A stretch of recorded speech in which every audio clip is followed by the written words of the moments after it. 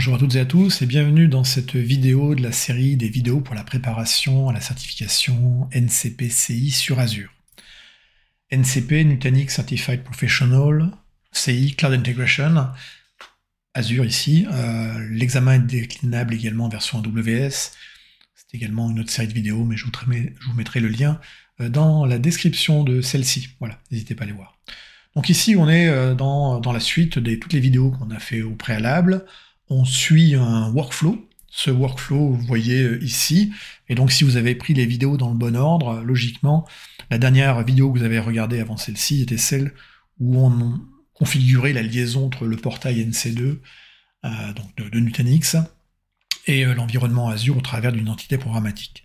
Donc, dans cette vidéo, on va se concentrer ici, c'est-à-dire sur la création d'un cluster Nutanix, et on va voir également quelles sont les régions disponibles, et on va voir également quelles sont les options sur les barres métal qu'on peut avoir. Voilà.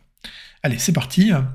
Donc on va créer un cluster NC2 dans Azure, et avant de faire la création, j'aimerais parler de ce qu'on appelle le BMS, ou le Bare Metal as a Service, qui est un service qui nous permet de gérer en gros les instances Bare Metal qui vont être disponibles dans les data centers de Microsoft. Donc l'idée derrière, c'est de gérer le cycle de vie, les firmware de ces matériels-là, de permettre l'installation également automatisée de notre stack logiciel, donc à savoir la stack logiciel avec AOS, le système d'exploitation, et HV qui est l'hyperviseur, Acropolis hyperviseur. Voilà. Toute la maintenance et l'inventaire également est fait par le Bare Metal as a Service, qui permet aux équipes de Nutanix de savoir effectivement le capacité planning et l'évolution de l'utilisation dans les data centers de Microsoft de ces fameux Bare Metal. Donc globalement, le portail NC2 sur lequel vous vous connectez, c'est un service qui est hosté, managé par Nutanix, dans un environnement géré par Nutanix, et chaque fois qu'on va faire un déploiement, le portail NC2 va appeler en fait des API. Donc en fait, il appelle des API native Azure, ça c'est le plus normal, mais il appelle également les API du Bare Metal as a Service. Et le Bare Metal as a Service, en fait, c'est un service qu'on fait tourner et qui est hosté dans Azure et qui est managé par Nutanix. Ce Bare Metal as a Service, en fait, lui, va appeler des API particulières liées au data center, permettant de dire ce serveur physique, ce Bare Metal, est associé à tel client. Et donc, il va être déployé de manière automatisée, de telle façon où il va être ajouté à tel cluster ou retiré à tel cluster. Ou alors décommissionné quand un cluster est détruit.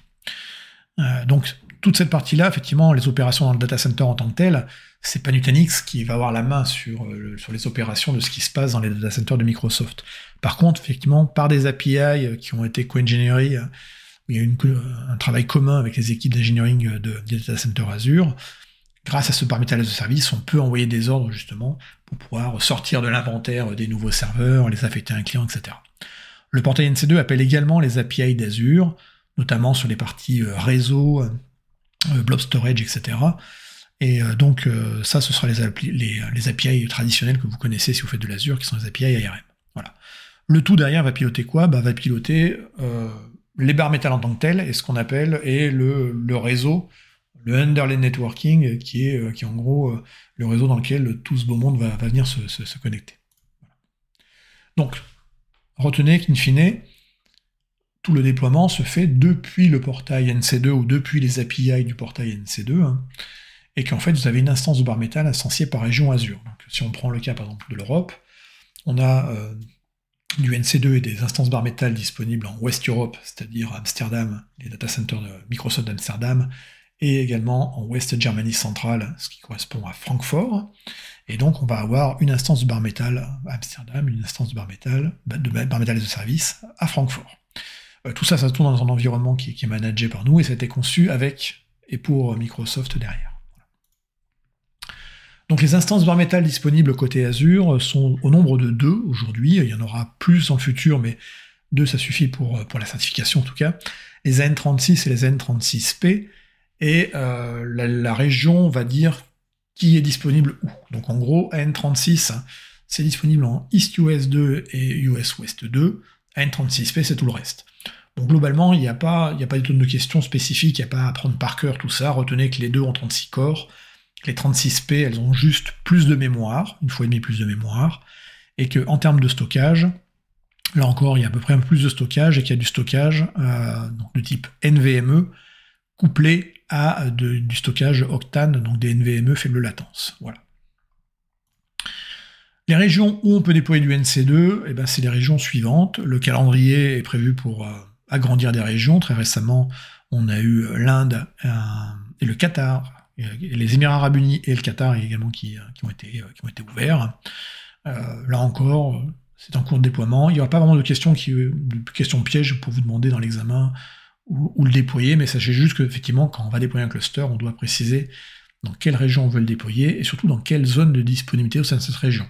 Là encore, en fonction des régions, on aura une, deux ou plus de zones de disponibilité disponibles avec des barres métal, mais c'est pas le cas partout, donc ça se vérifie chaque fois.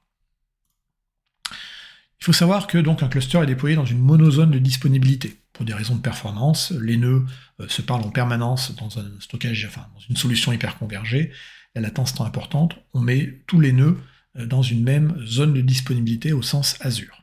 Par contre, lors du déploiement, de manière automatisée, les nœuds vont être mis dans des partitions Azure différentes. Donc, les partitions Azure, c'est quoi? C'est simplement un ensemble de racks séparés, indépendants, et donc on assure en fait simplement en déployant de manière automatisée les différents nœuds d'un cluster Nutanix dans différentes partitions Azure, on va assurer en fait une meilleure tolérance à la panne, parce qu'on sera sur des domaines de panne et de mise à jour qui seront simplement différents.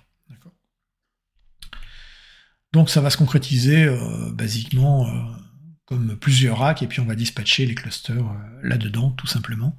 À noter, c'est que le paramètre qu'on connaît côté Nutanix, qui s'appelle le Rack Awareness, est un paramétrage qui est activé par défaut pour vous, et qu'au maximum, on pourra répartir sur 7 racks différents, au sens partition Azure. Voilà. Retenez également, l'examen n'est pas vraiment très spécifique, il ne faut pas être un expert Nutanix pour faire l'examen de Cloud Integration, mais il faut quand même connaître le minimum vital, à savoir qu'un cluster Nutanix, on peut avoir la tolérance de panne d'un nœud ou de 2 nœuds en fonction du replication factor qu'on va mettre en place. Donc les replication factor 2, RF2, vont faire que chaque donnée est copiée 2 fois, et donc on peut avoir la tolérance à la panne d'un nœud dans l'ensemble du cluster. Si on veut la tolérance à la panne de 2 nœuds, à ce moment-là, on sera en RF3. Donc là, effectivement, on aura 3 copies, et dans ce cas-là, le RF3 peut donc tolérer la panne de 2 nœuds, mais petite subtilité, le RF3 nécessite d'avoir au moins 5 nœuds. Donc, un cluster de production, c'est 3 nœuds minimum pour faire du RF2, et si on veut faire du RF3, c'est 5 nœuds minimum, ça c'est des valeurs à connaître pour l'examen. Si les nœuds ont des problèmes, donc il peut y avoir une détection de la défaillance de matériel ou de défaillance software dans un cluster, ça peut être remonté par des notifications, et en fonction du type de panne, on peut avoir des workloads qui vont être migrés de manière automatique ou redémarrés sur les nœuds qui sont encore disponibles dans le cluster. Si on a une défaillance de nœud, comme régulièrement le cluster parle avec le portail NC2 et remonte son statut, le portail peut détecter en quelques minutes qu'il y a un problème sur un nœud. Auquel cas, le nœud peut être mis en mode remplacement, donc il peut y avoir du coup un nouveau nœud qui va arriver et qui va remplacer le nœud existant. Généralement, cette opération se fait dans l'heure, de manière automatique ou pas, en fonction du type de panne qu'il peut y avoir. Et le nœud défaillant est retiré si c'est automatisé. À retenir pour l'examen, donc je l'ai déjà dit, mais c'est un peu un comique de répétition, tous les nœuds d'un cluster sont situés dans la même zone de disponibilité, donc dans la même AZ, Availability Zone d'Azure. Si on veut assurer la résilience en cas de panne de l'AZ, il faut prévoir soit une réplication vers un autre cluster dans une autre AZ. Dans ce cas-là, on utilisera les mécaniques de réplication qui s'appellent Nutanix Disaster Recovery, avec différentes options de réplication. Généralement, on est sur de la synchrone. La synchrone, c'est 1 heure et plus. Le near sync, ce sera 15 minutes à 1 heure. Désormais, dans les nouvelles options, on doit pouvoir avoir du sync, mais je ne crois pas que c'est dans l'examen, parce que l'examen était sur des versions où ce n'était pas encore supporté. Retenez qu'on peut déployer des clusters en un nœud. Dans ce cas-là, on sera en RF1 obligatoirement. Bien entendu, c'est non recommandé, on a 0 résilience sur la data, et si le nœud tombe, on n'a plus de cluster, vu que c'est un cluster mononœud. Le cluster de nœuds n'existe pas dans NC2, donc on ne pourrait pas en déployer. Les clusters de production, ce sera 3 nœuds et plus, et entre 3 et 4 nœuds, on peut faire du RF2. Si on veut faire, si on a des clusters plus gros, 5 nœuds et plus, on peut faire du RF2 ou du RF3, donc tout ça c'est bien, c'est important, il peut y avoir plein de questions sur l'examen là-dessus. En termes de nombre de nœuds, si on dépasse les versions 6.6 d'AOS, on peut monter jusqu'à 28 nœuds. Si on est sur des versions antérieures, donc inférieures à la 6.5 et 6.5 et moins, entre guillemets, on sera sur 13 nœuds maximum par cluster. Allez, on va regarder une démonstration de l'assistant de déploiement. On est donc dans notre portail NC2, on a connecté un cloud account, et donc on va se positionner sur une organisation ou sur cluster et créer donc son cluster. Donc là on a une organisation, actuellement dans ma démonstration j'étais en mode trial. J'avais créé dedans, donc voilà, j'ai créé l'organisation stan.org. Et là, j'ai cluster. Donc on peut en fait faire le déploiement du cluster directement depuis ici. On clique sur Create Cluster. On a deux options, General Purpose ou VDI. C'est juste que les licences ne sont pas les mêmes côté Nutanix si on fait un environnement VDI. On va prendre General Purpose ici, donc on aura des licences NCI au core. NCI ou AOS d'ailleurs. On va donner un nom à son cluster. On choisit l'organisation dans laquelle on veut le déployer. On donne un nom à son cluster. Voilà. On va l'appeler démo. On choisit le provider, donc là ce sera Azure, et là on va choisir la région. Donc ici, moi dans mon cloud account, j'en avais limité à 2 régions, et là j'ai mes zones de disponibilité qui vont apparaître. Donc là par exemple, en West Germany, j'ai la zone 1 et la zone 3. On peut planifier la destruction à une date donnée, une heure donnée du cluster. Ensuite on choisit le licensing. Donc le licensing, on peut avoir le licensing soit en mode AOS, c'est l'ancien mode de licence, soit en mode NCI, Nutanix Cloud Infrastructure, c'est le nouveau portfolio. Et donc je rappelle, c'est pas un service managé. Donc là, le client choisit la version dont il a besoin, la version de l'OS, c'est ce qu'il va sélectionner ici avec la SKU derrière. Est-ce que ce sera une Pro ou une Ultimate? Et je rappelle que la Starter n'est pas disponible. Donc là, on choisit la version qu'on peut déployer. Donc voilà, on s'en moque, on en prend une. On choisit en Pro ou en Ultimate. Et là, on va choisir ici donc le type de nœud. Donc là, je suis en West Europe, j'ai que de la N36P, je choisis mon nombre de nœuds. L'amplification factor, vous voyez qu'il passe à... Je peux mettre le 3 dès que j'ai 5 nodes. Si je baisse, là, on me dit que c'est pas possible. J'ai du rouge, il va me dire, mais non, tu peux pas le faire. 5 nœuds pour du RF3. RF1, je peux le faire en mononœud. Mais on me dit, attention, ce n'est pas fait pour de la production, et en cas de panne, tu risques de perdre tes données. Voilà, non recommandé, mais pour du test and dev, c'est très bien. Ensuite, on clique sur suivant. Là, le système peut précréer en fait, automatiquement l'ensemble du réseau dont j'ai parlé dans la vidéo précédente. Donc deux options, soit on laisse faire le portail NC2 et on le laisse créer la partie networking et écrira donc les 2 ou 3 VNet nécessaires, celui pour le management, enfin le cluster, les barres métal, le VNet management, le VNet PC pour Prisme central et les flow gateway. Avec le peering entre les deux, il vous restera comme travail de faire le peering avec votre hub ou votre VHub, soit généralement on prépare la landing zone d'accueil en termes de réseau, donc on prépare l'environnement réseau avec les bons noms, etc. Parce que l'assistant, lui, il va pas choisir les noms pour vous, il va vous générer des noms pour les VNet. Donc soit on pré-crée à l'avance son environnement réseau, et auquel cas on peut avoir des noms un peu plus clairs derrière. Voilà. Donc moi je vais prendre un réseau existant que j'ai pré-créé, je l'ai mis dans le ressource groupe NC2, voilà, donc on peut aller voir à quoi ça ressemble du côté de la console d'Azure.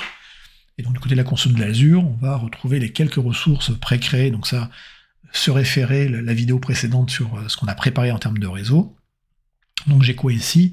Eh bien j'ai un NAT gateway avec des adresses IP publiques, j'en ai 2, et j'ai 2 VNet à l'intérieur, et donc ces VNet contiennent les subnets qui vont bien. J'en ai un pour mes clusters, mes barres métal, et j'en ai un pour mon prisme central, et ma flow gateway. Donc là, sur le premier VNet, donc je vais prendre le premier VNet qui s'appelle Management VNet, c'est là où je vais avoir mes barres métal, et dedans je vais sélectionner le seul subnet qui est disponible, qui est le subnet Management pour mon cluster.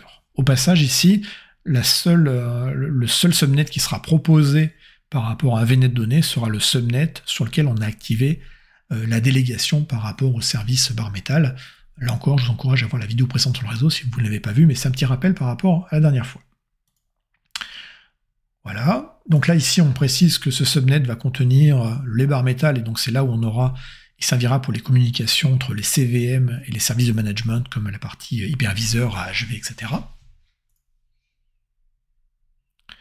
Ensuite, on va aller sur la partie prisme central. Donc je le rappelle, on a besoin d'un prisme central, parce que prisme central est nécessaire pour piloter la partie flow networking qu'on utilise obligatoirement dans Azure.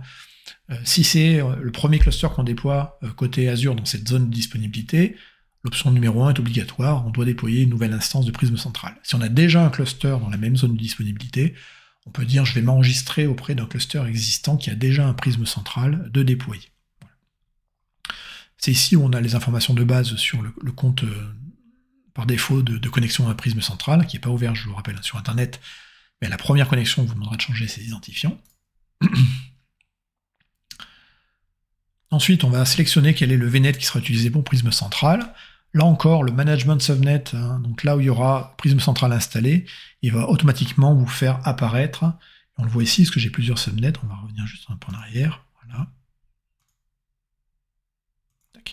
Là, il montre l'ensemble des subnets qui sont disponibles dans ce VNet, et il y en a un seul qui est utilisable et sélectionnable, c'est celui qui est délégué. Et d'ailleurs, on me le reprécise ici, seul le subnet délégué peut être utilisé pour NC2, en l'occurrence ici pour mettre l'instance prisme centrale. Les subnets qui n'ont pas de délégation, pas de NAT gateway, ne pourront pas être sélectionnés. Tac. Hop. Ensuite va venir la partie configuration du réseau. Donc configuration du réseau, c'est quoi? C'est sélectionner dans quelle topologie on va être. Est-ce qu'on accède au on-prem au travers d'un express route ou au travers d'un VPN site à site, ou au travers d'une passerelle Azure VPN? Alors dans l'interface, au passage, ça a changé, maintenant c'est écrit Azure VPN et non plus uniquement VPN. Est-ce qu'on utilise ou pas V1? Donc quand on est en express route sans V1, on a besoin effectivement de deux VNet, un pour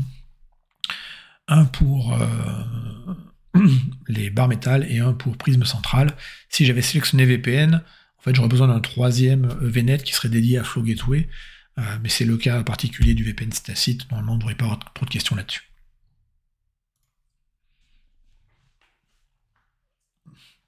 Ensuite on choisit ici le nombre d'instances, le nom de VM et la taille des VM pour faire la Flow Gateway. Donc la passerelle entre le monde réseau virtualisé Nutanix et le monde réseau Azure.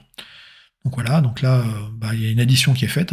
Si je prends deux instances petites à 10 gigabits, ça fait 20 gigabits, et je suis en mode disponibilité. Voilà. On va revenir sur 1. Je suis en single VM. Alors, petit point intéressant sur la single VM, c'est pas parce qu'on est en single VM sur la partie Flow Gateway que c'est la catastrophe. Les versions antérieures à la 6.6, antérieures à la 6.7, ne permettaient pas d'avoir de la haute disponibilité sur le rôle de la Flow Gateway. Néanmoins, la Flow Gateway était surveillée, là encore, par le portail NC2, et si elle a un problème, le portail NC2 essaie de la redémarrer, et s'il n'y arrive pas, il recrée une nouvelle instance, et ça repart comme en 40. Là, on choisit sur le networking les réseaux, les subnets externes et internes sur lesquels va se connecter la Flow Gateway. Donc je rappelle que sur le subnet interne, c'est là où va tourner la partie du réseau en overlay, tout les Nutanix VPC. Voilà, donc là, l'intérêt d'avoir des bons noms bien clairs. Même chose côté externe. On demande ici une clé SSH. La clé SSH, elle est nécessaire pour se connecter, si besoin, à là où les Flow Gateway. Donc ce sont des machines virtuelles Linux, et donc on peut s'y connecter en SSH. Et donc c'est là où on va soit utiliser une paire de clés existantes déjà dans l'abonnement Azure, soit on peut générer une paire de clés directement ici. Si on la génère, on donne un nom à sa clé, on clique sur Generate, on pense bien à télécharger la partie privative de la clé, parce qu'on l'aura qu'une fois. Voilà, donc là, quand ce sera généré, je peux télécharger effectivement ici, avec Download, mon PEM, qui est donc ma clé privée. Et ensuite, on a un joli résumé de l'ensemble qui dit, en gros, tous les paramètres qu'on a saisis dans l'assistant et tout ce qu'on va faire après. On va cliquer sur le bouton Create, le temps de déploiement sera d'environ de 3h30. Il y a un peu moins d'une heure pour le déploiement purement du cluster.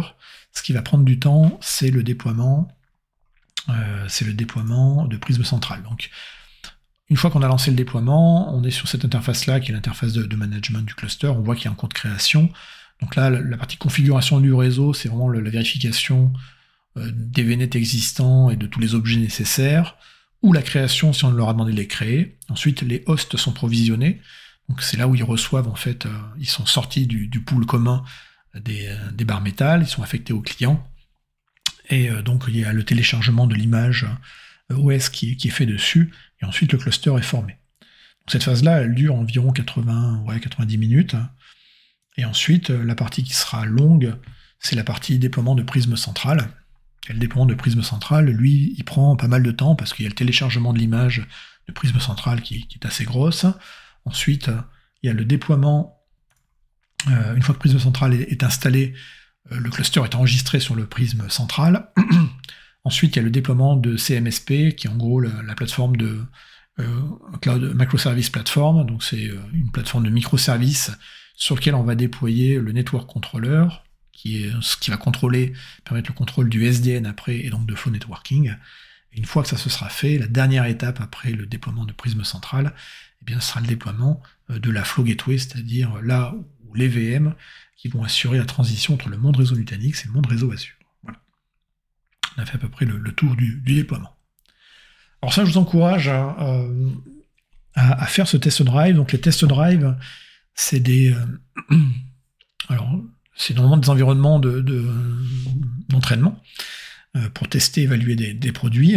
Alors dans le cas de la partie NC2 sur Azure ou AWS, on ne vous met pas à disposition des clusters complets dans Azure ou AWS. C'est sous la forme d'une démo, on va dire, cliquable, donc qui marche forcément tout le temps, qui ne peut pas casser, mais qui est une démo bien guidée qui vous explique les différentes étapes. Tout ce que je vous ai montré là, à l'instant, en fait, vous allez pouvoir le reproduire, mais à votre rythme, en lisant un petit peu les explications de ce qui est derrière, ce qui complétera ou fera une bonne redite par rapport à ce que j'ai dit. Mais surtout, ce qui est intéressant dans ce test drive, c'est que ça rajoute, vous allez voir un petit peu des choses sur la partie console Prism Element et Prism Central, et puis également sur la partie Disaster Recovery, qui fait partie également de l'examen.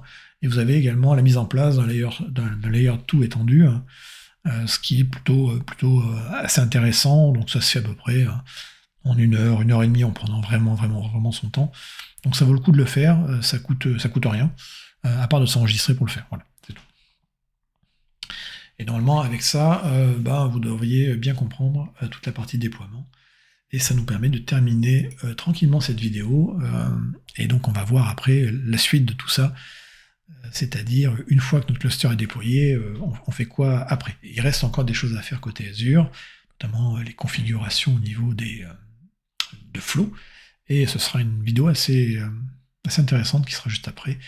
Et donc la playlist est bien entendu ici, et merci de votre suivi, et à bientôt.